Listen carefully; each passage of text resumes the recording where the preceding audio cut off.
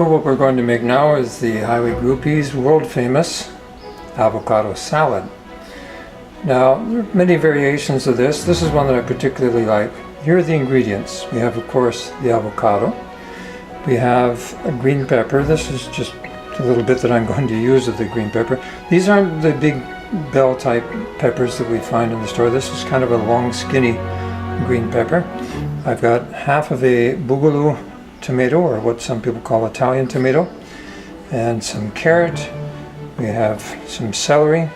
This is some chunk tuna and some pre-cooked whole grain rice. I'm going to add some olive oil, wine vinegar, and herb amara salt. So those are the three things just off camera there. We'll see them as we move along. So let's get started.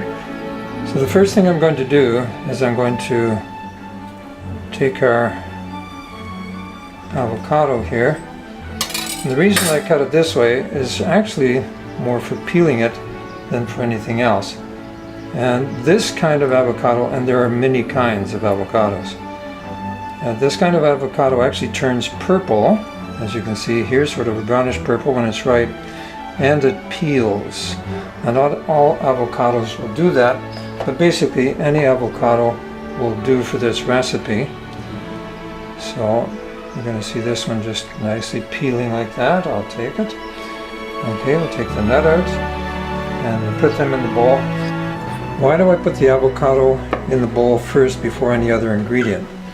Well, the simple answer to that is it makes it easier to mix. This sort of becomes a base. I'm just going to hack it up a little bit here. So I'm going to cut it up a little.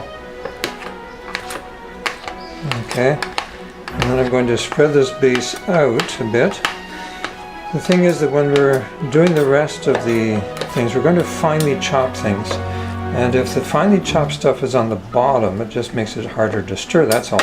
So there's no real order to the ingredients. You can put them in any order that you wish. I just happen to like to start with that. So now we're going to take our green pepper.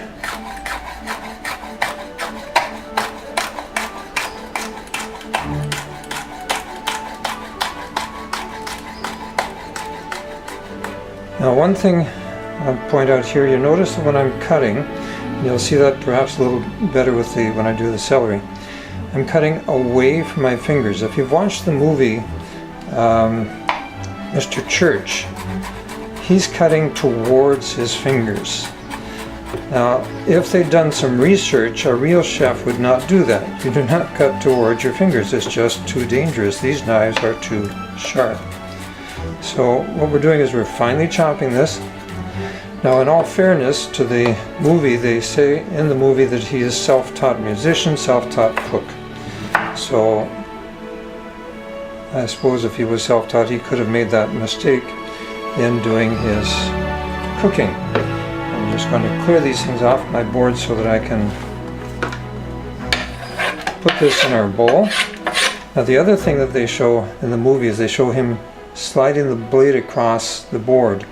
A real cook would not do that. He never tries to dull his knife like that. Always use the back of the knife when you're scraping off the board.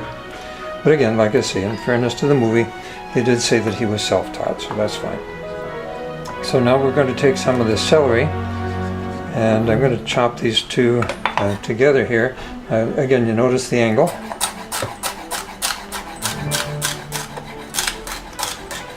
And I prefer finely chopped. And the reason that I'm cutting the celery on an angle, you notice it's going sort of bottom right to top left. The reason I do that is that it exposes more of the vein, and it makes the celery a little more tender, if you like. So again, back of the knife.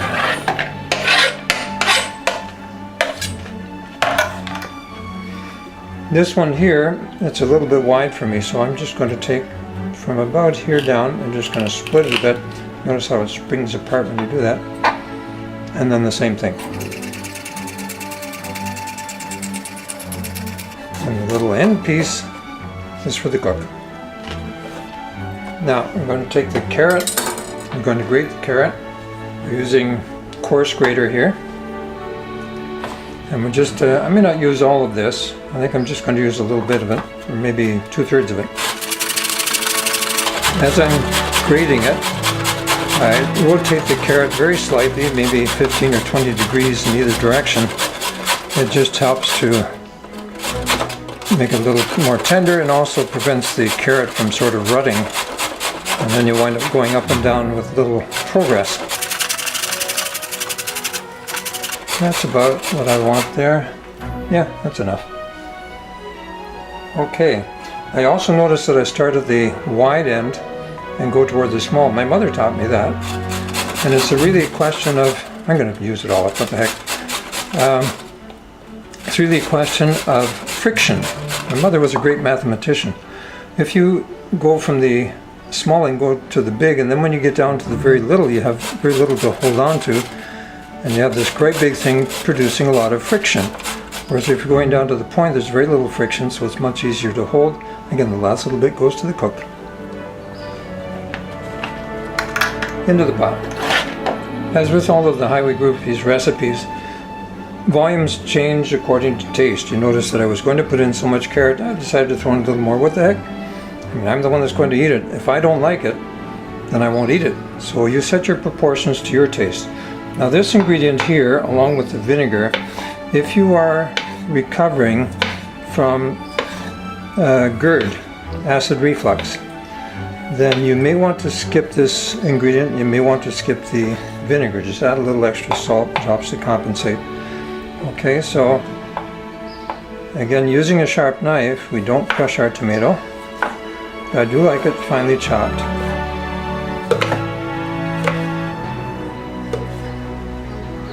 My tuna's getting in the way over there. Alright, so there's your finely diced tomato. And in it goes. So let's have a look at what we have. So far, what we have is we have our carrot, we have our tomato, we also have our celery, green pepper, and with the tomato at the bottom, it's just going to make it much easier to mix it. That's why we did it that way. Now with the tuna, take as much as we want. Again, everything to taste. I'm going to finely chop a little bit of it here. This is tuna in oil. This happens to be the way I like it. You can also use tuna in water. My wife prefers that. So I chop it up a little bit with the fork. Work it over a bit. There you go. That should be enough to my taste. I'll use about between a third and half a tin of tuna in making my recipes. So now we go to the final of the food ingredients. That is non-condiment, and that of course is our rice. This is whole grain rice that we've pre-cooked. So I'm just going to take that. If you need instructions on how to pre-cook whole grain rice, just look at the package. Most of them have it. Okay, so we're adding a little bit of rice here to taste again. So this is basically to my taste. You can put in more or you can put in less. It's up to you. But you can see there I've got roughly half a cup in our recipe. Now before we start mixing everything, we're going to put in our condiments. So the first thing is what kind of olive oil? You know what kind of olive oil we use. It's always first press, cold press. So that's what we have here. I buy it in larger bottles actually and distribute it into these smaller bottles. How much do you put in? That's again up to you. That was probably about 1/8 of a cup. And then I'm going to add some sea salt, herbamara salt.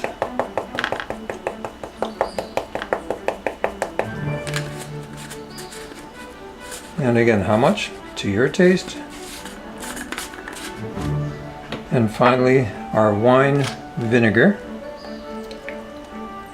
Now some people use cider vinegar. I find personally that with my hypoglycemia, cider vinegar tends to trigger it. Don't know why, but it does.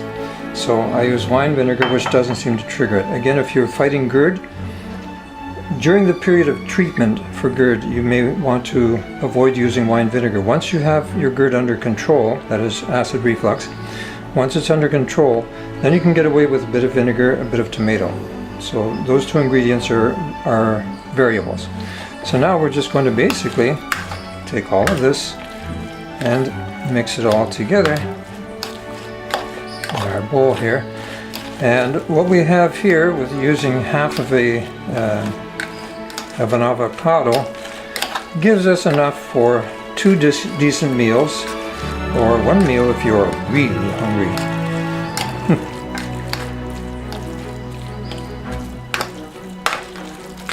So now I know that what you're looking at here, you say, oh, that doesn't look good.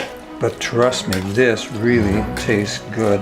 It has a nice texture with the rice and the avocado. They really balance each other. The crispy celery in there, the bit of green pepper in there, tomato for flavor.